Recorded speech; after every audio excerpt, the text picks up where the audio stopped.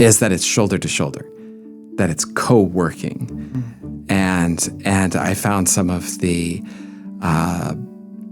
deepest friendships during that time, and people who I still consider friends today during that long period, longer than a year, of raising support. I not only found the financial resources that I needed to be able to essentially live without making money in Kenya. I not only found that, I also found some of the deepest friendships that I've had in my adult life.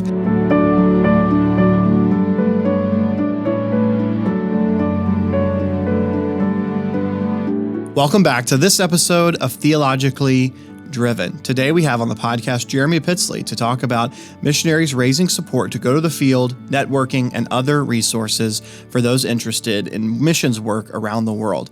We hope this episode will be of value to you as you think about how you might be able to serve Christ as well. Before we get started, I wanted to let you know about other resources DBTS has to offer. You can go to our website, dbts.edu, and you'll see a whole section of resources there that includes our journal, web articles, this podcast, and other conference media. If you're serious about theology and you want to learn more, that's a great way to get started, to learn more about what the Bible says about God, the church, and us. So we hope you'll utilize that as you seek to grow in your knowledge of God and have that knowledge drive your decisions. This podcast is available wherever you listen to podcasts. So with that, let's welcome Jeremy Pittsley to the podcast. Jeremy, thanks for coming on the podcast. Thanks for having me. Yeah, absolutely. We want to talk a little bit about missions, support raising, networking, preparing to go to the mission field. So we've already had you on before, and you've talked a little bit about your time there in Kenya, but we want to think about guys, there's guys at the seminary who are preparing for missions. People may be listening to this podcast thinking, that's the direction I want to go. What are some of the big ticket things they need to be thinking through? And the first one I want to talk about is training. So what, if let's say I'm a college student or I'm someone thinking long-term, missions is where I want to go.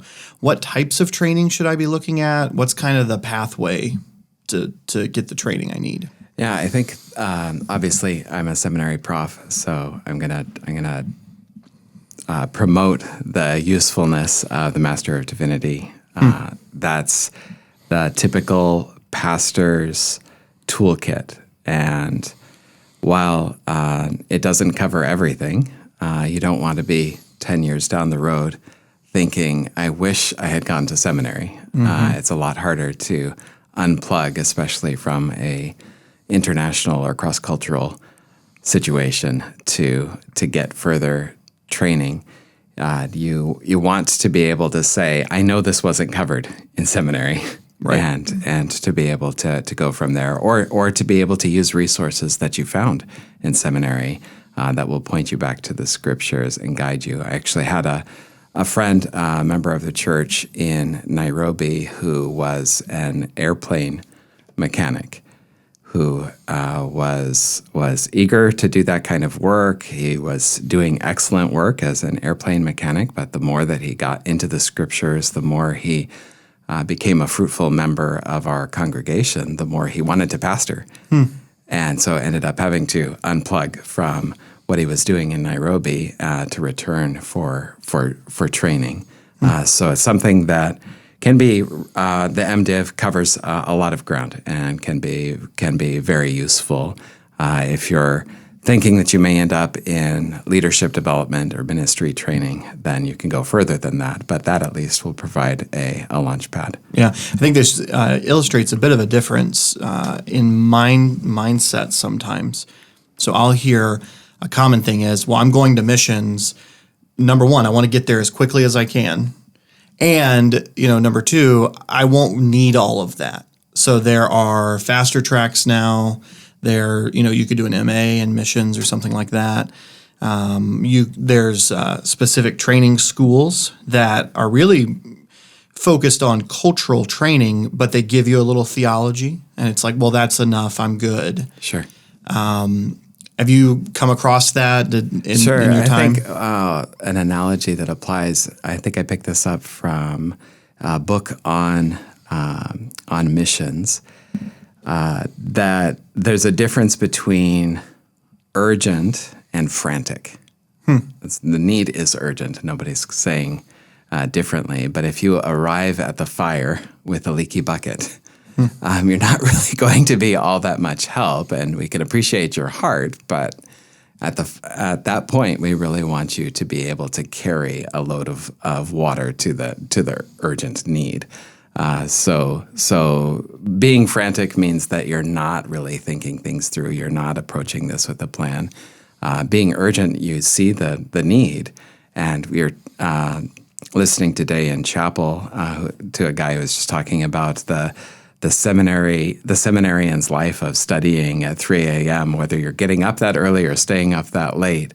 That's the inglorious life of a seminary student, and it's sometimes being the life of a pastor as well because of urgent needs. You want to put in the time that's needed to be prepared for what you're doing. Yeah, and lest this sound like a commercial for the seminary, but time spent in study also is not just academic preparation, but character formation as well. Absolutely, right. Spending time in your local church, serving there. If you're not faithful here in what you're being called to do, you're probably not going to be faithful there. Yeah, that's an excellent point. You're not going to be able to export what you're not producing. So Exactly. you want to have those points in place. Yeah. So hopefully thinking baseline, maybe I should go get a MDiv somewhere. What other types of training might be applicable? Because there's the academic side of it, but then you're crossing cultural barriers. There's training specific for that too.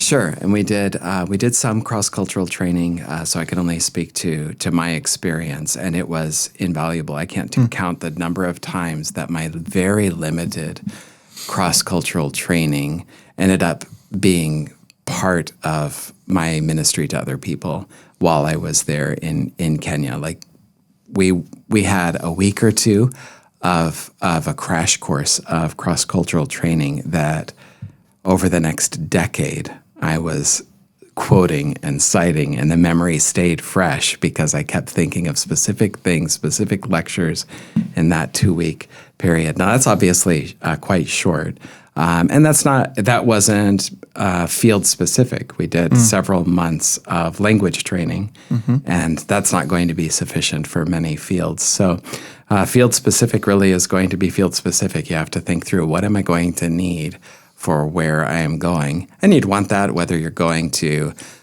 Central California or the American South or London or Hong Kong, wherever you're going, you want to think through, what do I need for where I'm going? Yeah. So there's field-specific training. In your experience, or I guess with your knowledge of how some of these things work, what would that look like? So field-specific training is...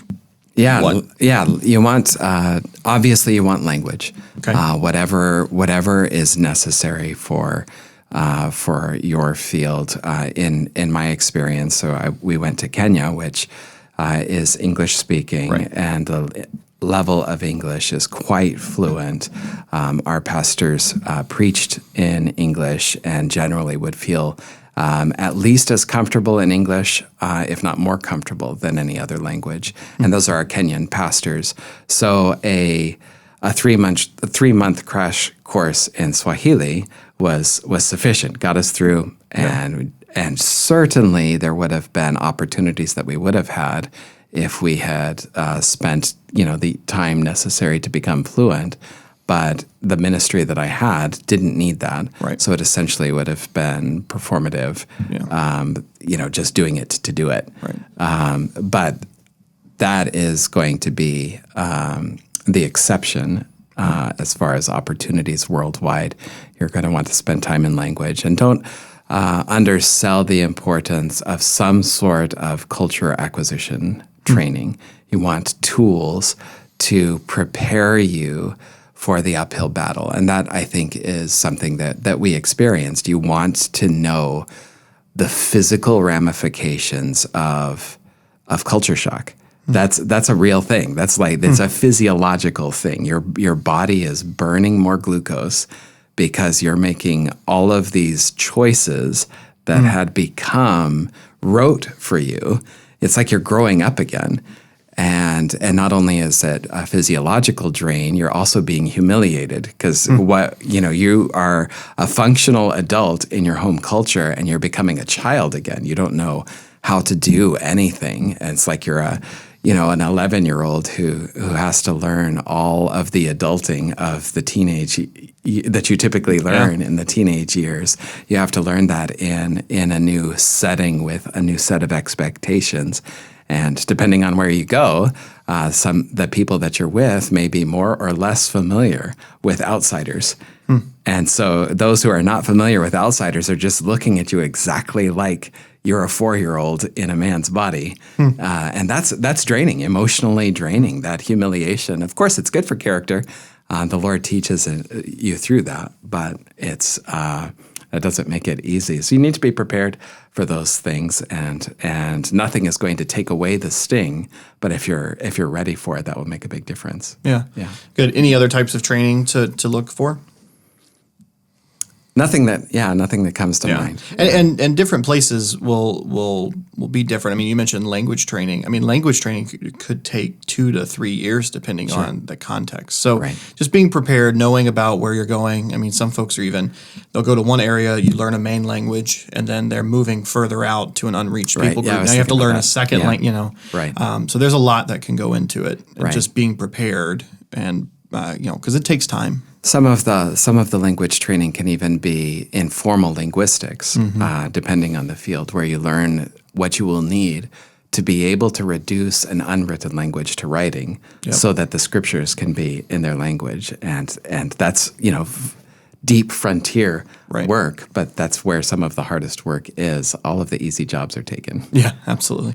Okay, so somebody's pursuing their training, they're thinking through, all right, here's the types of training I would need. Part of that is going to be picking a field. So as you begin to think through, I have a desire for missions, I have a desire and a burden to go, but now I have to ask the question, where do I go? What does that look like? The guiding principle that I've used here and that I've taught my kids is that it's easier to steer a moving vehicle. So get going, do something, pick something, do the research, find where there's a need, and then take the next steps under the leadership of your local congregation. Really, a part of your preparation is really being a godly member in a local church, as you mentioned. This is the character development, and that's the context of character development is local churches. And so submitting to the guidance of the leadership of your congregation, I think, is going to need to be and that's going to be your North Star. As you're seeking to answer this question of where to serve, what kind of work do you see me doing, Pastor? And where's a good place for that to fit? But it's easier to steer a moving vehicle. That is to say, like, you find something and present it to the leadership, and they may have pushback or questions, and it's good and healthy to develop an aspiration for a certain field, but I think really the church needs to be in the driver's seat on those kinds of questions, and that's the life experience that I've had. I've had the privilege of being on both sides of this conversation, like both as being sent and then being a pastor in one of the pastors in a church planting church. As it's good to see that kind of initiative. You're kind of suspicious of somebody who just wants every decision to be made for them. But then on the other side, if somebody's really stubbornly sticking to something and you think they'd really fit in a better spot, then that can be a point of frustration as a pastor as well. So you really want an open relationship with the leadership of the congregation and a listening ear and a willingness to be steered, but also take initiative and move. So there's a balance there. Yeah. And as you talked about easier to steer a moving car, right? As you're serving in a local church, you're learning, okay, here's where my particular gifts are. Right. Here's what I'm seeing. There seems to be fruit in this area. There doesn't seem to be much fruit in this area. And that can really shape what type of, the field you go to and then what type of work you engage in. Right. And if there are, for instance, the representatives of an unreached people group in your area, and you find yourself again and again, asking your church leadership, why aren't we doing more? Then that may be an indicator of the way the Lord's built you, and that kind of service long term may be the right direction. Yeah. And a little bit about what we talked about last time when you were on here. I mean, you guys were headed towards one field and ended up, switching. Right. Yes. So in some senses, it's easy to get hung up on, okay, where am I going to go? But I think the bigger idea that I took away from that was be willing to be used and get busy serving. And through a myriad of circumstances, God will direct you to what he wants you to do. Yeah, multitude of counselors. There's safety. So Are there any resources available for so people interested in missions wanting to consider fields? I mean, churches may do ministry trips, things like that, so you can get some experience with different areas. Anything else or anything to say about that? Yeah, ministry trips or vision trips, I think, can be a really good opportunity. And I like the idea of a vision trip in that you are deliberately casting yourself in the position of a receiver. And I think sometimes short-term missions trips fail to see how much of a cost the receivers, the cross-cultural hosts, how much of a cost that is to them. With a vision trip, you're actually being quite explicit. Like I'm here to scope things out. Yeah. And so you're coming into it recognizing that you're asking for a service. You're not serving. Right. And that's going to inform how you approach the situation and where you go for those kinds of trips and who you ask. You want to be, that you're going to be a burden. And you're coming at very conscious and explicit about that, and so you can work to mitigate that. But for sure, both missions trips and our ministry trips and vision trips can be useful and have been useful in my life in guiding decision making. If nothing else, it opens your eyes to horizons that you would not have considered otherwise. That can be useful, and there's a lot written on that. In general, the book I was talking about earlier that distinguishes between frantic and urgent is Andy Johnson's book on missions in that 9-mark series. Really helpful book, both for pastors and for church members. If you're not interested at all in this idea, read that book. If you are interested, read that book. I feel like it's helpful. Good. Circling back real quick to a vision trip. I mean, from what I've heard is it can really clarify, okay, this is where I know I need to be. Or in some cases, can actually helpfully do the opposite and say, okay, maybe this isn't the right place for me. Because you begin to see things that you wouldn't have seen unless you were up close. So doing the hard work ahead of time, not just in the sense of showing up, knowing like, okay, this is where I need to be and going for it, but taking some time to really think through, try to meet people who are already on the field in a similar area, try to take a trip to see, okay, is this really, what my particular gifting, this is where it's leading me. That can be really helpful and probably save a lot of heartache down the road. Right, yeah, absolutely. Scoping out team members, potential team members, that can be a very fruitful trip where you can be an encouragement to a team who's already on the ground and maybe figure out if you would like to serve with them. And again, the no is perhaps the more rare answer, but it can be all the more valuable to get that. It's like, okay, this is definitely not where I'm supposed to be. That can be very, very helpful. Yeah. Let's talk about team members. So it's pretty common nowadays that, you've got a team of people is going to go to this area. They're going to try and plant a church, an unreached people group, or whatever it is. How do you, as you're thinking through partnerships, teammates, that types of thing, what are things people should be looking for there? You want to be aware of personality stuff. Okay. You want to just know yourself and know how you get along with other people, and not necessarily like a Briggs-Meyer test or anything like that, but just know your level of maturity, your ability to engage with people, your ability, your skill in developing friendships. Beyond that, I think perhaps more objectively, you're going to be looking at ministry philosophy things. And you want, of course, to have complementary gifts, which may sometimes look like philosophy of ministry differences, but may not actually be philosophy of ministry differences. You may have the same goals and even objectives along the way to those final ends that match, but then your day-to-day activities are different, and that can be okay. That can actually work well for a team. You don't want a carbon copy. So just like with a local church, the local church is intended to have differences. Whether that's cultural differences, Romans 14 and 15, 1 Corinthians 8 through 10, Ephesians 3, or age differences, Titus 2. The local church cannot be healthy without those kinds of differences.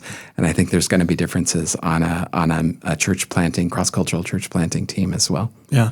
I mean, trying to figure out, right, do we work well together? Again, it's just one of those things that could probably save you a lot of headache later down the road. Because if you get to the field not having really thought that through, there can be a ton of problems. And now you're going to have conflict. Now you got to work through that in a culture that you are not familiar with.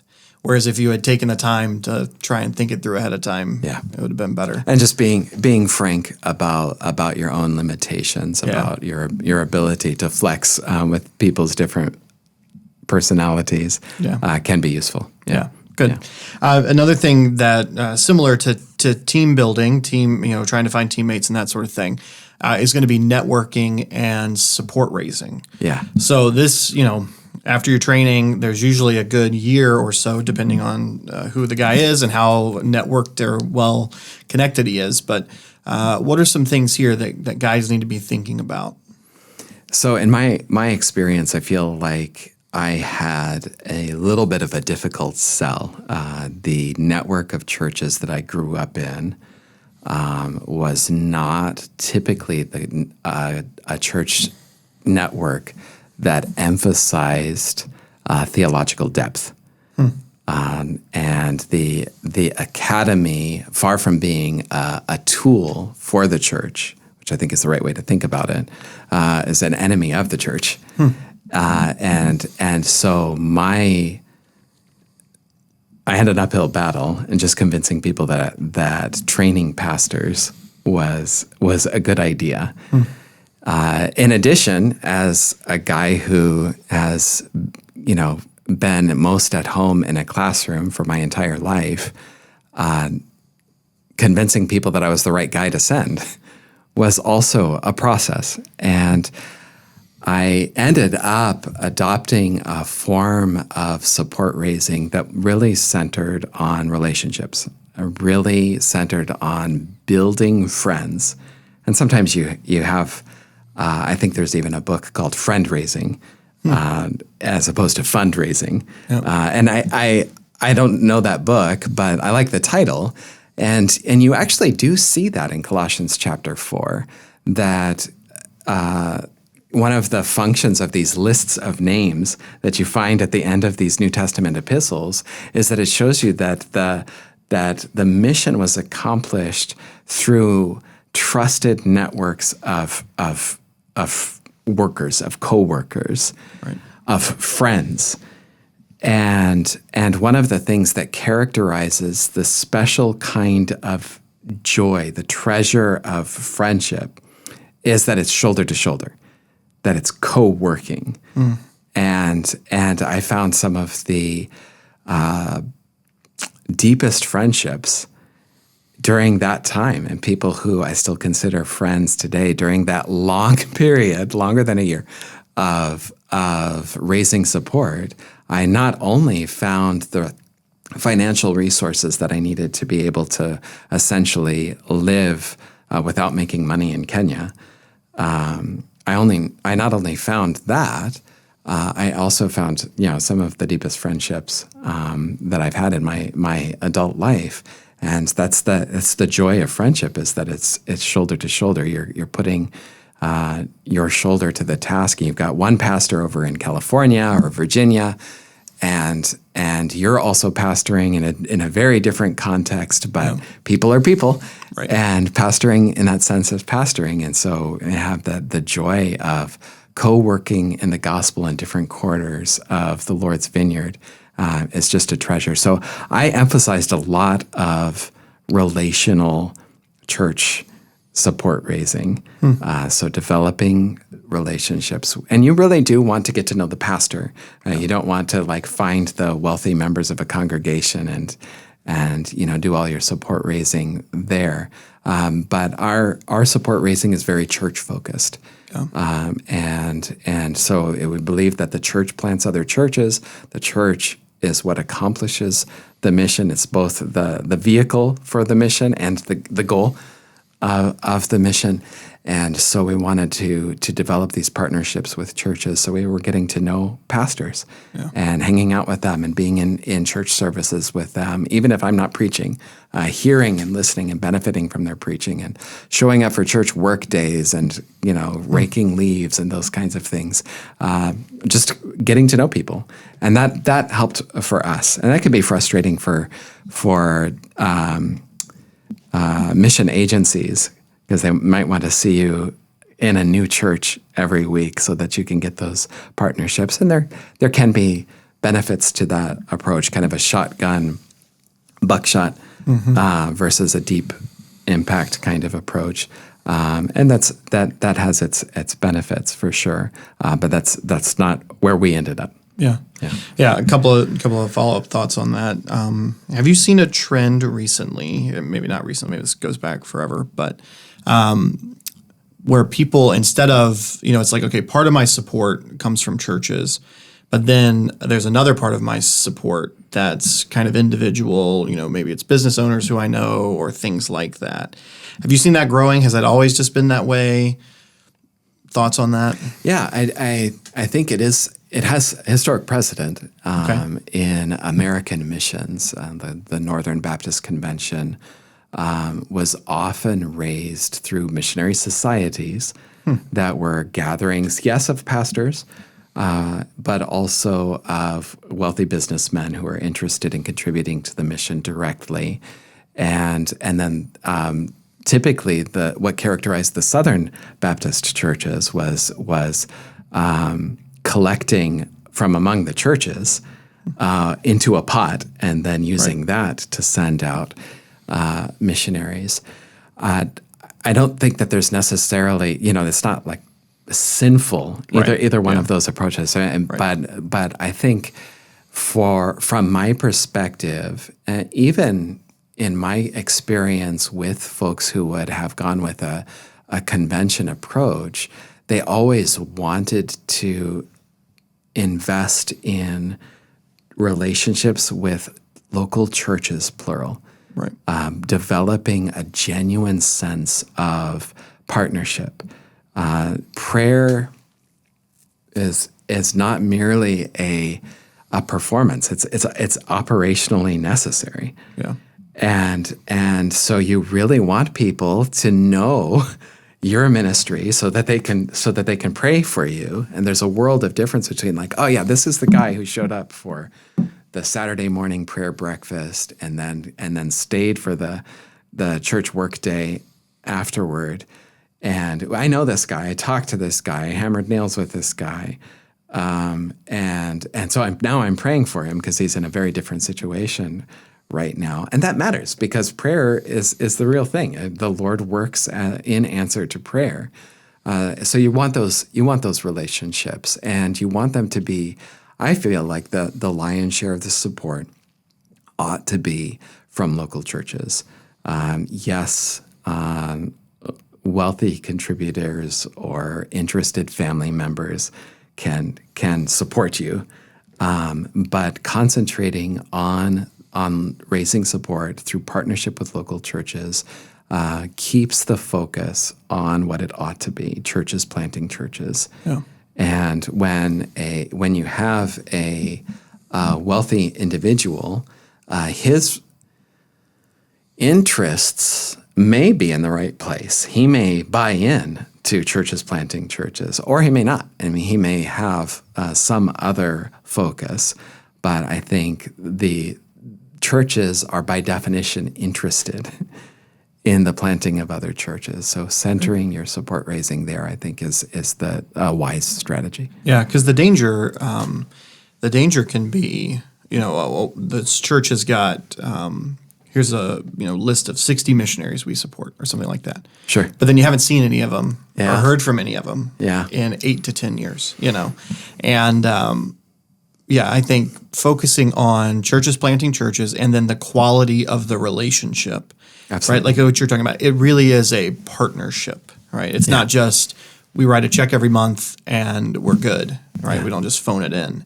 That we're actually partnering together through financial support, yes, but also prayer and other supports of the work and things like that. I think one of the things, guys, people are stronger and weaker in particular areas, all right? But when guys are raising support and then when they go off to the field, some guys do better at this than others, but keeping churches informed about what's going on can be a big part of that. At Inner City, we collect all the newsletters and then we send them out every Friday to everybody. Yeah. And I know people love reading those. They love praying through them. We include the missionaries' email so that if folks in the congregation want to reach out, they can do that. So I trust that's encouraging and a way for our congregation to keep up to date. But then there'd be some times where, we haven't gotten an update in a while and, it can be like, hey, what's going on? So that partnership really is a two-way street in some sense. Yeah. I know when you were on the field, you would write a very regular blog that we would include in that. So we always knew what was going on. But what are some things guys should be thinking through as they think about not just, okay, I'm trying to raise support. So, I want to put my best foot forward at the beginning, but then continuing into the field, trying to keep up that partnership. Yeah, I think, and part of it is just the mentality of these are partners in the gospel, and I'm grateful that you've said, I maybe graciously said that I was regular in my updates. It's certainly over time I felt a tension, twofold tension with this. One is when I had work to do, I was doing the work, not talking about the work. Yep. When I didn't have work to do, I could talk, could talk about it. So I was more regular in my updates when I had less to talk about. Yep. And then as pastoral responsibilities, the other side of the tension was as pastoral responsibilities increased, it's hard to talk about those things, right? Like what are you doing? Well, I am counseling a couple who's struggling in their marriage. Right. And posting that on your blog. Yeah. When it's accessible to your congregants, Right. it's like, oh, I know why, so-and-so is meeting with Pastor Jeremy. So it became sensitive, right? So Yes. I had to be creative about the important public things that I could talk about, and shield and cover people who were struggling, even though the emotional energy and the time that I was investing was often much more on the things that I couldn't really talk about. Sure. So a balance between doing the work and reporting on the work is important. But I think what should help prioritize reporting is thinking of them as gospel partners. And in my own life, what I feel like has been helpful is taking a leaf from Paul. He prayed for his partner churches, both churches that he was trying to help because they had problems, Yep. Corinthians, or churches that he was super thankful and proud of, the Macedonian churches, Thessalonica and Philippi. And there were things to address. Sure. He wanted to make sure that he addressed those things. But by and large, he's just effusive in his gratefulness for these churches. And they're supporting him from the first day of the gospel, he says. And so he had a regular practice of praying for them. And he reports those prayers for us. So I tried to keep a regular practice of praying for all of my partner churches, breaking up so that every month I was praying for all of them at least once.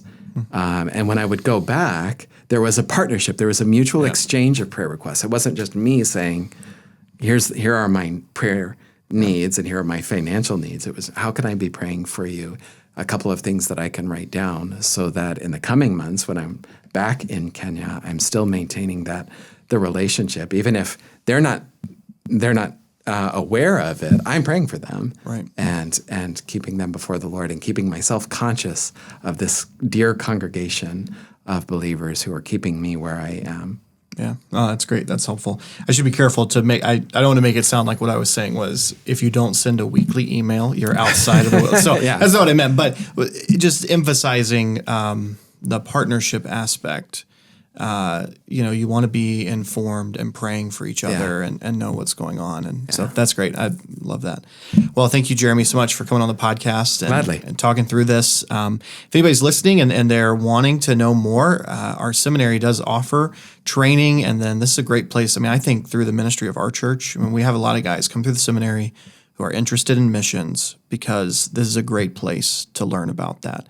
So, absolutely. I mean, that was what you did, right? And many others through different connections and networks. But it's good, in your time in seminary to be thinking about who are going to be some supporting churches, right? There's lots of pastors who are connected, right? How am I going to get to the field? I need a network of people to help me do that. Yeah. And this is a great place to do it. So absolutely. Thanks, Jeremy, for coming on. Thank you. Thanks for listening to this episode of Theologically Driven. Theologically Driven is a podcast of Detroit Baptist Theological Seminary.